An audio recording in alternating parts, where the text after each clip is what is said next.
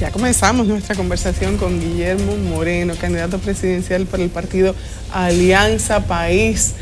Muchísimas gracias por estar aquí temprano en la mañana y yo creo que vamos a tener que comenzar de inmediato para que nos dé el chance de preguntarle todo lo que tenemos. Bueno, no, gracias a ustedes por invitarme.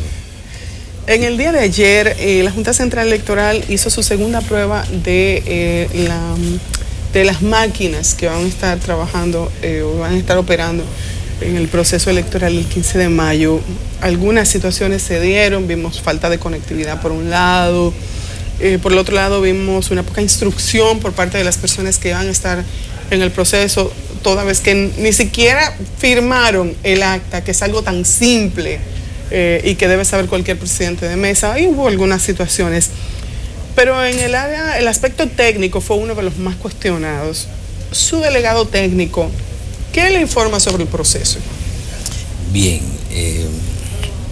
debo señalar que estamos en un momento de mucha trascendencia a propósito del próximo torneo electoral, porque apenas faltan unos, digamos, 13 días, y si quitamos el día de las elecciones, unos 12 días para que ocurra un proceso electoral, y estamos envueltos en un debate sobre que tiene que ver con la transparencia y confiabilidad del propio proceso. Por eso digo que esta es una discusión de mucha trascendencia. La prueba que hizo la Junta Central Electoral reveló varios niveles de cuestionamiento, algunos que tienen solución y otros que no tienen solución en estos 12 días, aparentemente. En primer lugar, se vio que había un tema de logística, es decir, hubo muchos lugares donde no se llegó a tiempo, no estaba a la maquinaria establecida para que, a pesar de que se había convocado a las 9 de la mañana, estuvieran allí presentes los técnicos, primer aspecto. Segundo, se reveló, pero eso es solucionable, ese no es el problema, pero se reveló. Segundo, el problema de la capacitación. Mucho del personal que fue a los colegios electorales, o una parte del personal, en algunos lugares no tenía ni idea de cómo funcionaba y se manejaba el escáner. Entonces, digamos que ese es solucionable.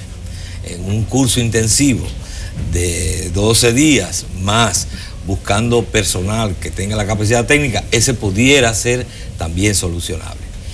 Se puso también de manifiesto un tema de la conectividad.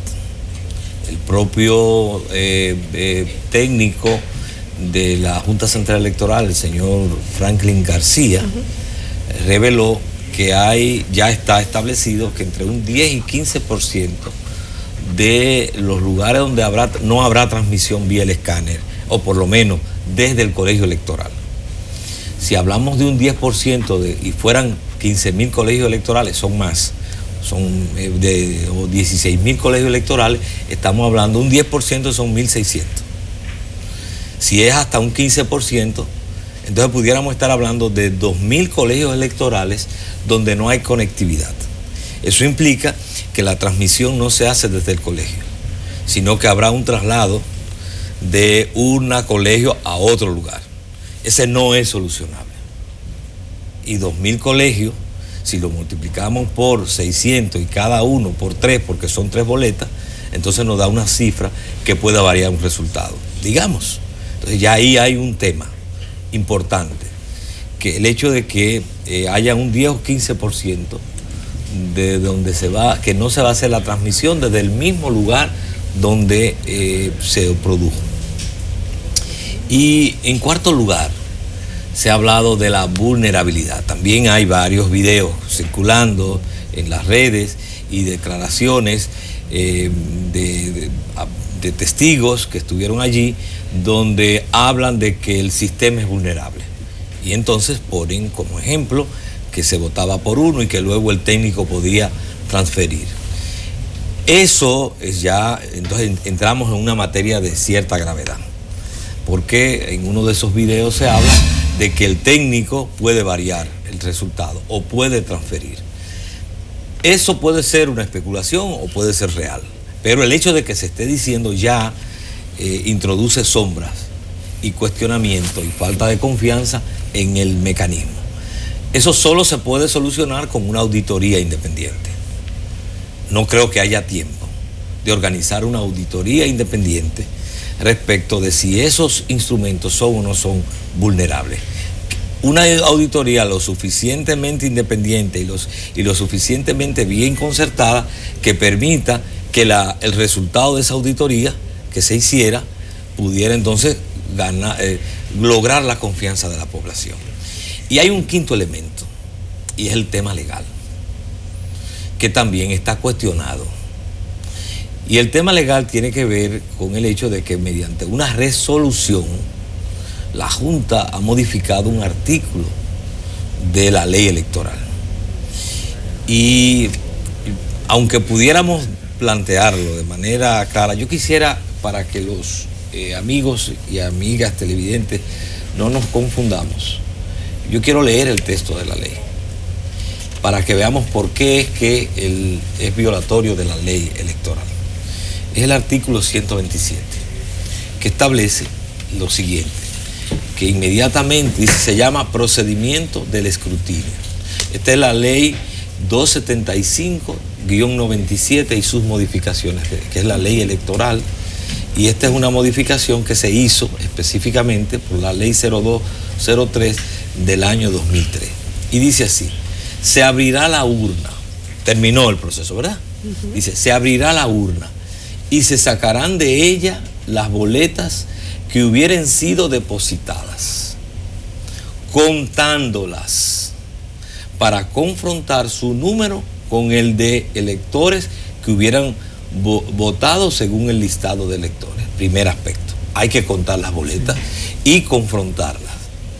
Entonces no puede hacerse no se puede hacer la transmisión directamente de la urna al escáner. Confrontarla con el listado de electores, que no es más que el padrón electoral. Se pondrán aparte los sobres que contengan las boletas protestadas.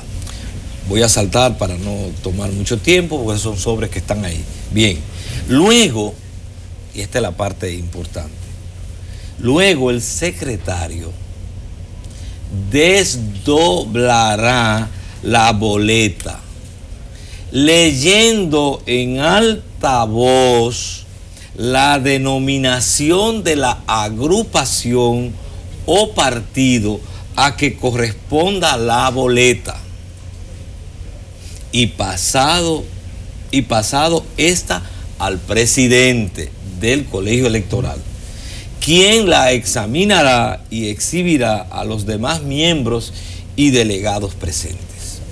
Es decir, la ley electoral establece un procedimiento de conteo manual, de constatación del voto en favor de quien se ha producido, y no solamente la constatación por parte de las autoridades del colegio, el secretario y el presidente, sino una exhibición a los demás miembros del colegio.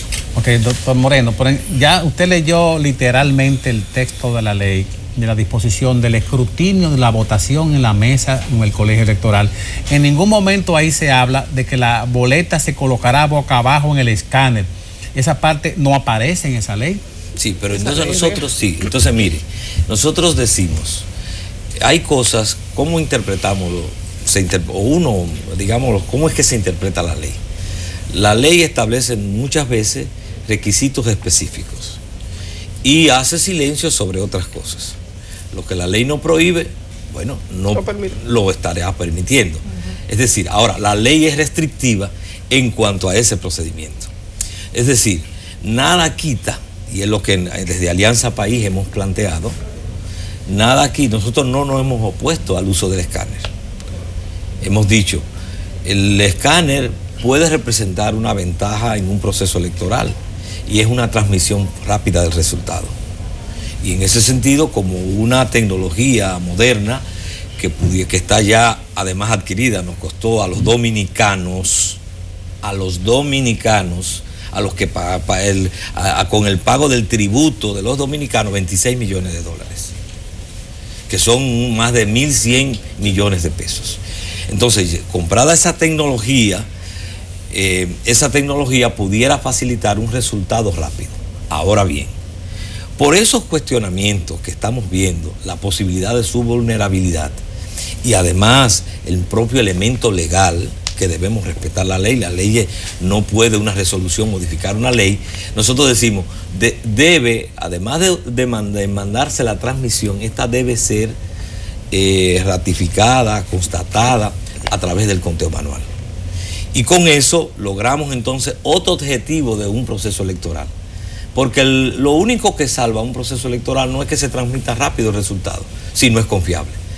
Es tan importante la transmisión rápida como la confiabilidad del proceso. Porque esa confiabilidad y esa transparencia es lo que le va a dar legitimidad a las autoridades que surjan del proceso. Poco hacemos con tener un resultado a la hora siguiente de las elecciones y que nadie confíe y nadie vea como legítimas esas autoridades. Entonces, por eso decimos, vamos a transmitir las boletas por el escáner y luego el colegio que proceda a hacer un conteo manual. Nosotros hicimos hace 15 días, sometimos una instancia, fuimos los primeros, Alianza País, sometió una instancia al Pleno de la Junta Central Electoral, en la cual le planteamos que no nos oponíamos al uso del escáner, pero que al mismo tiempo exigíamos el conteo manual por estas razones. Decíamos además que cuando se haga el conteo manual va a pasar una de dos cosas. Como el escáner da un resultado ciego, y digo que es un resultado ciego porque nada más totaliza, pero no podemos ver las boletas de manera individual. De manera individual, frente al resultado ciego que nos da el escáner, los delegados, cuando procedan, y los miembros de la Junta, del colegio, cuando procedan al conteo manual, va a pasar una de dos cosas. Que el acta o el conteo manual va a coincidir con el escáner, entonces no hay problema. Pero puede suceder otra, que al contarla manualmente no coincida con el resultado ciego que da el escáner. Entonces, en ese caso debe primar el conteo manual, porque es el que está ahí, es la boleta física. La Junta, hemos dicho, debe de hacer una resolución, y no sería incluso necesario porque ya está en la ley, pero para ratificar, en la cual añada el conteo manual. Nosotros estamos planteando quiénes deben ser los más interesados en el conteo manual, además de los partidos, evidentemente, y de los ciudadanos, los propios jueces de la Junta Central Electoral. Porque lo que se va a cuestionar finalmente es unas elecciones organizadas por ese pleno, por esos jueces de la Junta Central Electoral. Y es un fracaso para una Junta Central Electoral y en todo caso para el país que surjan autoridades que sean cuestionables. Yo incluso he dicho que si esto no se soluciona, nosotros estamos expuestos a una crisis postelectoral. Y lo quiero argumentar. Una crisis postelectoral que podemos prever, que podemos también prevenir y evitar que suceda. En los colegios electorales hay delegados de todos los partidos, o de la mayoría de los partidos. Normalmente los delegados de los partidos manejan con cierta claridad el padrón de ese colegio electoral. Y llevan su propio conteo de los votantes. Entonces resulta que ese conteo implica que el partido X ha anotado que por su candidato en tal han votado 70 ciudadanos. Cuando el resultado ciego diga, por ejemplo, que fueron 60, y él tiene en su conteo que son 70, ¿qué hará ese delegado? Porque no tiene forma de... Él está convencido que votaron 70, porque él lleva un conteo de los votantes durante el día. Por eso está ahí. Él los conoce. Él presumió que votaron 70, pero él no tiene modo de constatarlo y por tanto de persuadirse que no fueron 70, fueron 60. ¿Qué va a hacer? Va a impugnar. Claro. Entonces, ¿qué va a resultar? Que nosotros podríamos tener el 15 de mayo oigan bien, un resultado transmitido a través del escáner, diciendo y dando autoridades gananciosas de sus representaciones o de las candidaturas que representaban, y el 16 de mayo tener 10.000 colegios impugnados. Pues ese delegado deberá probar que los 10 votos que le faltan se sustrajeron del total de la única forma de probarlo es impugnando esa noche el colegio electoral para obligar a abrir la urna electoral. Y lo que usted plantea ahí, es que hay una mayoría en ese momento tiene que hacerlo esa noche.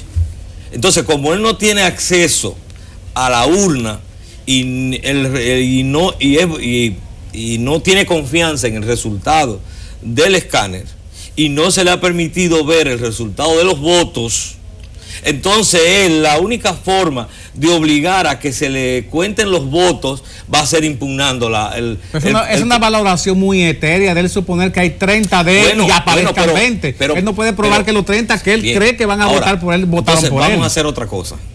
Eliminemos los delegados. Porque ¿a qué es que van a un colegio entonces? Eso precisamente era entonces, si lo que ellos van allí simplemente es a ver cómo se transmite una información, entonces hagamos otra cosa, eliminemos los delegados. No hay manera. Porque la ley, a menos que también por una resolución se modifique, la ley faculta que los delegados en la misma noche deben hacerlo la misma noche y pueden impugnar el resultado que está transmitiéndose.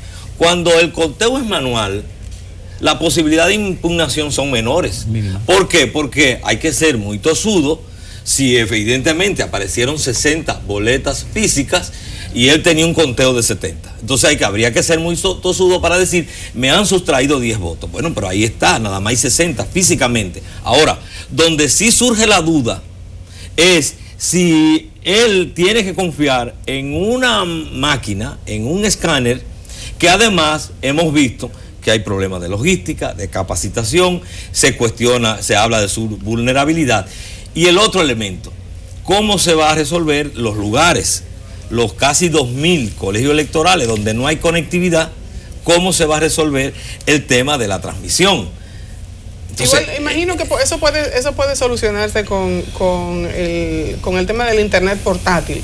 Eso tal vez pudiera solucionarle. Habría que ver cuál es la opción que dan las empresas que van a estar supliendo este tipo de insumos para el conteo. Pero ¿cuál es el detalle? Es que estamos a 12 días de las elecciones y estamos discutiendo a 12 días de las elecciones la forma del escrutinio y la fuente, óiganse bien, la fuente de la legitimidad de las autoridades que eventualmente surjan de esas elecciones. La resolución de la Junta Central Electoral, a la que han hecho tanto alusión, yo estuve tratando de buscarla, yo la estuve buscando en la Junta Central Electoral, en la página de la Junta, la verdad es que no la encuentro.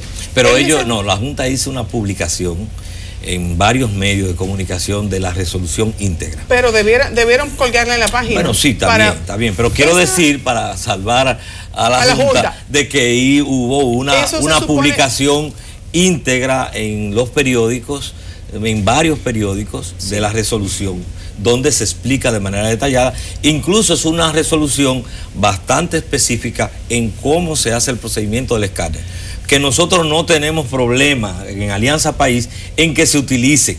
Lo que queremos es que se acompañe con el conteo manual. Ese no es el tema. A mí lo que me preocupa es que no haya transparencia hacia los delegados de los partidos. En esa resolución se indica claramente que simplemente se toma la boleta de cara abajo y se pasa por el escáner, y entonces luego ¿qué se hace con esa boleta? No se enseña a los partidos políticos que se doblan nuevamente. Quisiera que me respondiera. Sí. Vamos a la pausa y enseguida volvemos.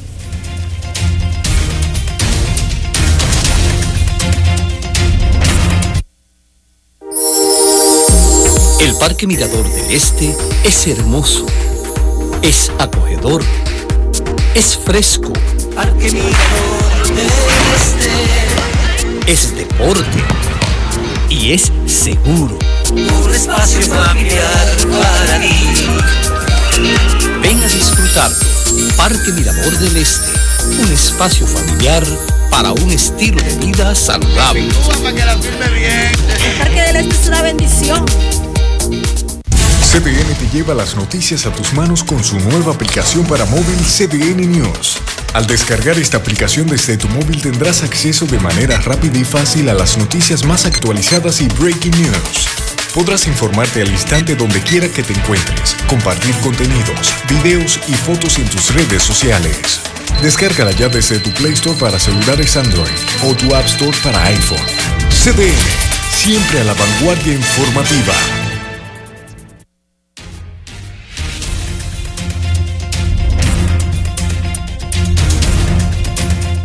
Estamos conversando con Guillermo Moreno, candidato presidencial del Partido Alianza País, sobre lo que ha pasado con los procesos, con estas pruebas que se han estado haciendo sobre los procesos, el escáner, cómo estaría funcionando de cara a las elecciones del 15 de mayo. Pero sobre todo, dejamos en el aire la pregunta de la famosa resolución de la Junta Central Electoral, a través de la cual se indica exactamente qué es lo que se va a hacer con la boleta el día de las elecciones respecto al escáner. Se toman, me explicaba, en paquetes de 25 y cara abajo, no para que vean Déjame plantear.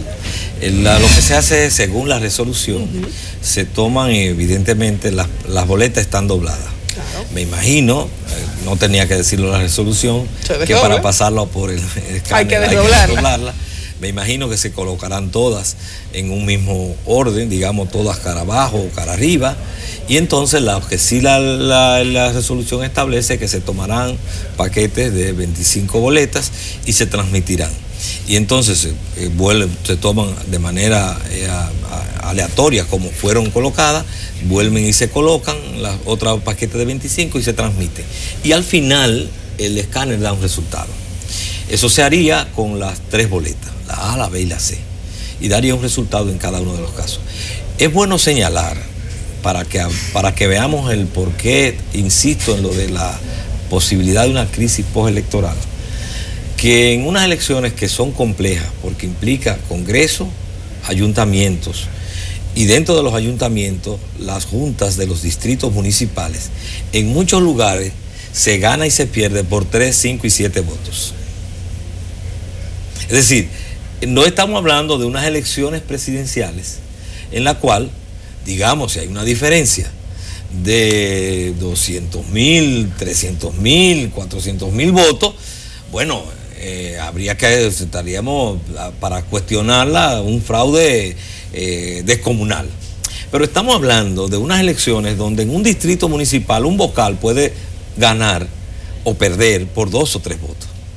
Por tanto, es mucho más delicado y meticuloso un escrutinio limpio, transparente, visible, creíble, confiable, porque cada uno de esos vocales y directores y alcaldes y regidores y diputados también, porque hay diputaciones y hasta senadurías en algunas provincias que es por diferencias mínimas que se ganan y se pierden, cada uno de esos delegados estará muy activo, no solamente en garantizar el voto en favor de su partido, sino también en un conteo muy estricto, porque es unas elecciones muy complejas, con mucho más razón para que el escrutinio sea lo más transparente. Todo esto debo señalar, porque me gusta hablar claro y que se me entienda de manera clara, todo esto se agrava porque nosotros estamos también en unas elecciones particulares, donde hay un presidente en ejercicio de las funciones que se está reeligiendo. Hay un presidente en ejercicio de las funciones que compró el Congreso para modificar la Constitución. Hay un presidente que ha utilizado los recursos del Estado de manera abusiva para promover su reelección. Y ese presidente reeleccionista, a pesar de toda la protesta de la oposición, de que se le ponga límite, todos los días exhibe ese poder. Pero además, no olvidemos que precisamente el partido del presidente es el que tiene 3 votos mecánicos en el pleno de la Junta Central Electoral. Bueno, hablamos de irregularidades. Entonces todo ese aspecto está también presente en esta discusión, porque no estamos hablando de una Junta Central Electoral y de un pleno de la Junta Central Electoral que estuviera integrado por jueces independientes, sino que es un pleno que está donde todos conocemos las simpatías y las identidades políticas, porque es un pleno, como ha pasado con las altas cortes, partidarizado. Entonces, con más razón, el escrutinio, para ser creíble y confiable, tiene que ser transparente, tiene que ser creíble. Si no, no solamente estamos hablando de una crisis postelectoral por las impugnaciones, sino que nos exponemos también a un cuestionamiento de la legitimidad de las autoridades que surjan en las elecciones, si fuera el caso del 15 de mayo. El planteamiento es ese, cuestionamientos, irregularidades en contraposición con la transparencia como tal. Por eso es importante recordar que hace apenas 3 días, aquí pasó el Día de la Ética sin pena ni gloria. Y este día nos recuerda a algunos la gestión transparente de un presidente dominicano. Por eso se celebra el Día de la Ética. Entonces, me llega a la siguiente cuestionante. La ética como tal, ¿de qué manera aplicada usted visualiza ese valor dentro de su programa de gobierno? Y eso es lo que se llama un salto parabólico, sí. Muy importante. Nosotros hemos hecho un compromiso, incluso es nuestro lema, hacer un gobierno honesto, porque creemos que el punto de partida es que en la dirección y en la administración del Estado haya autoridades que manejen con pulcritud y con transparencia los recursos públicos. Fíjense que se trata de que la regla entre por casa.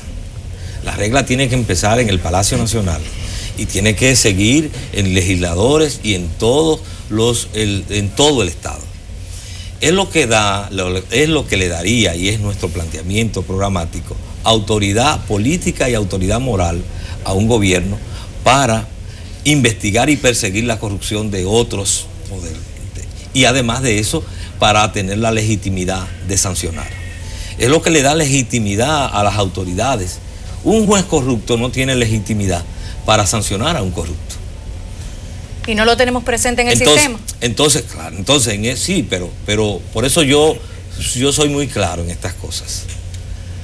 Mi primer compromiso es con nosotros, Alianza País, lo que sería nuestro compromiso como Alianza País de asumir el gobierno. Nosotros garantizamos un gobierno honesto y ponemos las reglas. Incluso hemos dicho, vamos a aplicar la ley en esa materia con puño de hierro. Bueno, usted estuvo dentro. Con puño de hierro. Testigo de excepción. Y he tratado durante toda mi vida de ser coherente entre lo que digo y lo que hago. En materia de corrupción, en un gobierno nuestro, la ley se va a aplicar con puño de hierro, empezando por nosotros mismos. Ahora bien, nosotros hemos asumido el compromiso de también investigar los actos de corrupción no prescritos de los últimos 20 años. Del 96 al 2016. Porque aquí hay que acabar con la impunidad y hay que acabar con el borrón y cuenta nueva. Y hay que no solamente sancionar a los corruptos, hay también que recuperar lo que se han robado, que no es de su patrimonio, sino que es de patrimonio del pueblo dominicano. Ya tenemos prácticamente el tiempo encima. Si el profesor Bosch, hacemos un juego del tiempo y nos devolvemos a 20, 25 años, lo escucha usted hablar como usted habló aquí, ¿ustedes no van a un matadero electoral? Lo que pasa es que a pesar de todo las sombras que hay en el proceso que hemos visto, dos cosas. Lo primero es que he estado apelando a la sensatez de los jueces del Pleno. Nosotros hemos dicho que nuestra propuesta es la sensata. Es sensata porque no negamos la posibilidad de que el conteo sea rápido y el resultado sea rápido, pero al mismo tiempo nuestra propuesta garantiza, además de rapidez, legitimidad. Y eso es a los propios jueces de la Junta Central Electoral es que le conviene. Nosotros hicimos la propuesta y decimos es sensata. Y los jueces podemos tomar esto como un primer ensayo de una tecnología nueva, novedosa, que se va a implementar en el país, y sobre la base de esta experiencia, si hay además conteo manual, luego pudiéramos perfeccionarlo en las elecciones del 20. No hay que desesperarse en estas cosas. Ahora bien, si nosotros nos ausentáramos del proceso, si hiciéramos lo que hizo la oposición en el año 74, nosotros sabemos que el presidente reeleccionista buscaría un testaferro cualquiera ahí que, como se hizo en el año 74, para legitimar, y se quedan 4 años más y 12 años más. No, esta democracia la vamos a institucionalizar y la vamos a profundizar participando. Incluso nosotros, es así como nosotros profundizamos y ampliamos la democracia, luchando dentro de ella y enfrentando y diciendo las cosas y haciéndole conciencia a la ciudadanía, porque finalmente los cambios no lo hace un partido, ni un hombre o una mujer, lo hace la ciudadanía, y esto es un proceso acumulativo. Este partido lleva 16 años en el Estado y maneja de manera grosera los recursos públicos. Y lo que nosotros encontramos, nosotros estábamos ayer en toda Asua, y lo que nosotros encontramos en cada comunidad es un sentimiento en contra del continuismo. Hay un hartazgo ya del ejercicio del Partido de la Liberación Dominicana y de los abusos que están cometiendo con la población dominicana y del uso grosero de los recursos públicos en favor del candidato reeleccionista. Entonces todo eso está profundizando una conciencia que va a ser la base, el fundamento del cambio de rumbo que nosotros planteamos que hay que hacer en este país, no solo un cambio político. Bueno, doctor Moreno, no tenemos tiempo para más. Muchísimas gracias por haber estado con nosotros en esta mañana. Gracias a ustedes.